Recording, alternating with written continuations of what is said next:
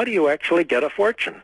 Well, you had novelists in the 19th century, like Balzac, saying that behind every great family fortune, there's a great theft or an undiscovered theft. And that's what Marx said. He pointed to classical accumulation or primitive accumulation by military conquest, by insider political dealing.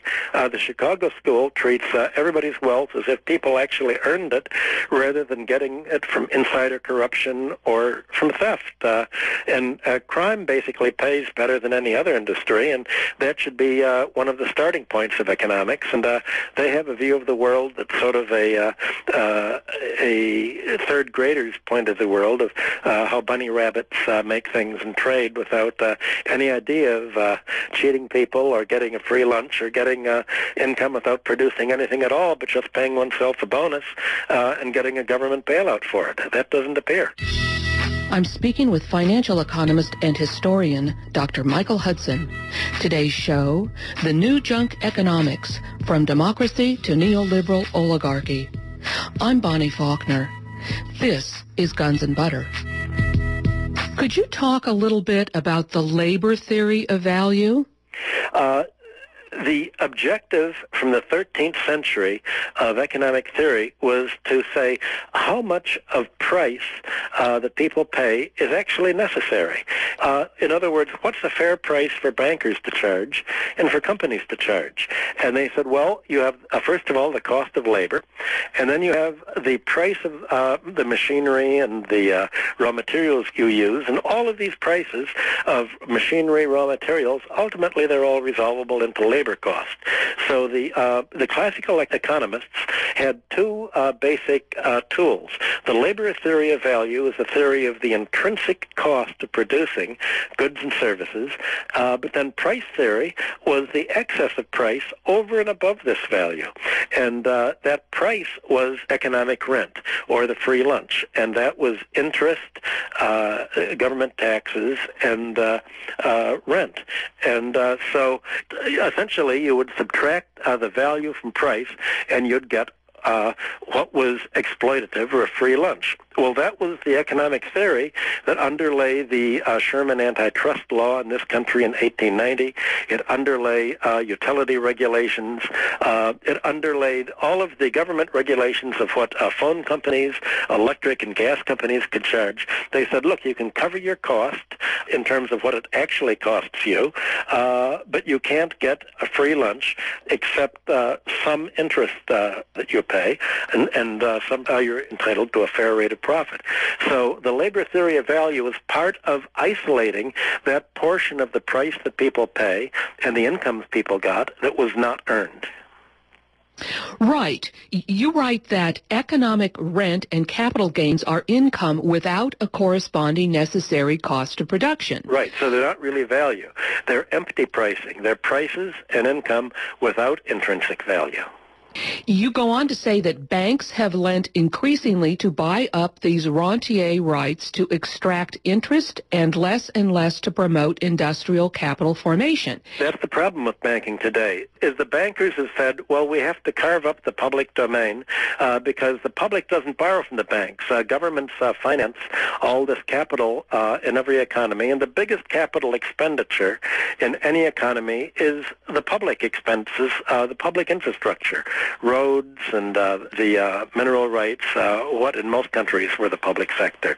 And the bank said, look, we want to make interest on all of this, and the way we can make interest is to get this out of the public domain into private hands, and then we will lend the money for people to buy, say, the roads, and then put toll booths up on them. So the banking system has its interest in turning the economy into a toll booth economy rather than a production economy. So you have banks actually financing the loading down of the economy with empty prices, with prices people have to pay simply for access to roads.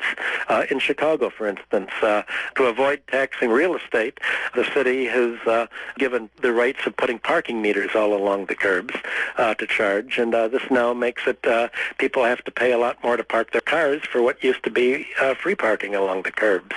The whole economy is being treated like that, and they're charging for water, they're They're charging for, they charge for air if they could do it. They're certainly charging for land. They're charging for what used to be produced freely by nature and therefore was kept in the public domain, or for natural monopolies like the phone system or the cable.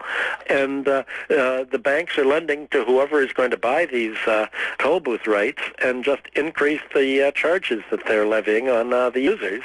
That's why living standards have not gone up here. You say that it is a form of overhead, not a means of production. Won't this type of economy come to a screeching halt at some point due to a lack of production? That's right. Somebody has to produce, and what America calls the post-industrial society is really just a rentier economy. It's a financialized economy where all of the surplus is shifted into Wall Street and the financial sector. It's not being invested in new factories and in tangible capital formation, plant, research and development, education. It's all being used essentially just to pay financial speculation. So then is this why you have alluded to the possibility that we could be sinking back into a new feudalism? That seems to be the objective, to channel all of the income over and above basic subsistence needs to an emerging oligarchy that will make itself hereditary and become an aristocracy. Right, and you've also mentioned on this show before that it looks like people are going to be going back into a land-based subsistence economy. Well, Europe is very well set up for this because most European families, especially in the former Soviet Union, have their own dachas, their own gardens in the country where they grow their own food. Very few Americans have their own gardens, and so they're dependent on the market for buying all of this. So the Europeans are set up for a market breakdown, especially in countries that didn't have a good market economy to begin with. The Americans are more dependent on market workings than anyone else, and so they're probably going to be squeezed the most. What do you think about the talk of deficit reduction? How dangerous are government deficits, and are there two different types of deficits? Government deficits are not dangerous at all. That's crazy to read. The whole basis of Keynesian economics is when you have an economic downturn, when the market's shrinking, then you need more spending. Now, Keynes said the government should fill the gap. When there's more unemployment, you've got to have enough spending so that there's a market for people to hire labor again. Instead, the government is shrinking the market by shrinking the deficit and cutting back government spending, except foreign military spending and spending on the banks. So what this means is that the markets are going to continue to shrink, and Mr. Bernanke said, the market is shrinking by the government, but this is wonderful because when the market demand shrinks, now people are going to have to borrow from the banks to break even and sustain their living standards. All these people who are unemployed are going to have to somehow take out loans or sell what they have, and that's our business, building up more bank loans. Well, of course, that's what Clinton did when Clinton ran a budget surplus. That stopped the government spending, and people borrowed more and more from the banks, and Clinton was the biggest friend the banks had had since the Depression, and Bernanke wants to redo that sort of democratic policy by increasing people's debt, and he thinks that if the government doesn't spend, then people are going to borrow more from the banks and give them more business. And in fact, the banks aren't lending because who's going to lend to people whose real estate already is in negative equity, so they can't raise the mortgage anymore. They're not going to lend to people without a job. So the whole idea is self-destructive. Yes, but then the deficits that they are accruing are going into, as you've mentioned, to loans to banks and military spending. So is that kind of deficit spending really dangerous?